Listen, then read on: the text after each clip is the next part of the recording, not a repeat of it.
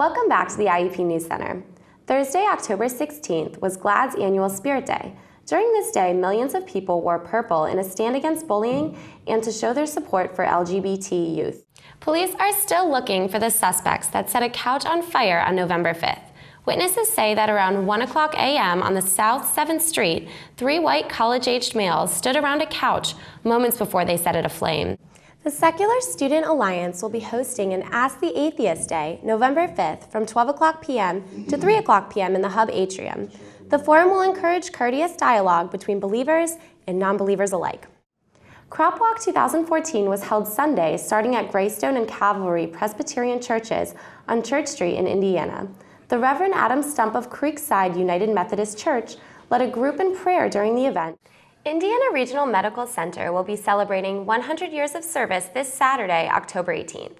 There will be a complimentary cocktail reception, dinner, cash bar, and a special musical performance by the Vogues.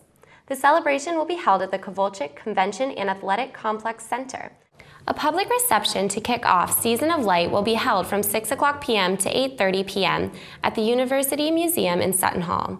The Season of Light display will include traditional ethnic displays, themed trees decorated by campus and community groups, and retro toys and train sets shared by local collectors. Visitors of all ages can enjoy this exhibition from November 15th to December 13th at the University Museum in Sutton Hall. The Japanese Association recently hosted Japan Night here at IUP. This event was held inside the Delaware Room of the Hub. Although this is only the second year for Japan Night, attendance was at an all-time high with more than 200 people. Democratic nominee for Pennsylvania, Governor Tom Wolf, visited IUP on Saturday, October 25th. IUP was the last stop on Wolf's campaign of the other 14 state-owned schools.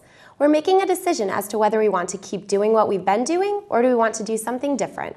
2014 is also a chance to affirm who we are and what we want to do, Wolf said to a crowd of about 75 supporters. He also stated, "I don't like where we've gone with education in Pennsylvania. Everything is wrong with where we are in education. It's not a priority here, and that is wrong." Throughout his speech, he stressed the importance of education and how students should not have to suffer from all this school debt. The election will be held on November 4th. Over the weekend, many IUP students showed up on the IUP Hawk Rock. On Saturday, November 8th, students gathered for a dance-a-thon from 10:00 a.m. until 10:00 p.m. that night. Over this period of time, the students raised over $6,500.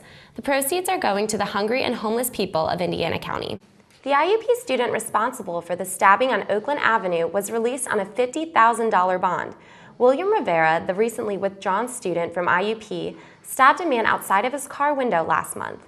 The victim, Giovanni Brown, was standing outside of Rivera's car window when he was stabbed. He then fled to the local Papa John's where the ambulance was called. Brown was then taken to Indiana Regional Medical Center and later moved to the Allegheny General Hospital in Pittsburgh. Trees for Troops Day will be held Saturday, December 6th at Fleming's Christmas Tree Farm. This event will include horse-drawn wagons, kids' corner, face painting, food, live music, and a well-deserved visit from Santa. All proceeds will go towards purchasing trees for U.S. soldiers and their families. If you would like to make a cash donation, call 724-463-0570. An increase in taxes may soon be underway. Indiana Council is deciding on a small tax increase for fire protection.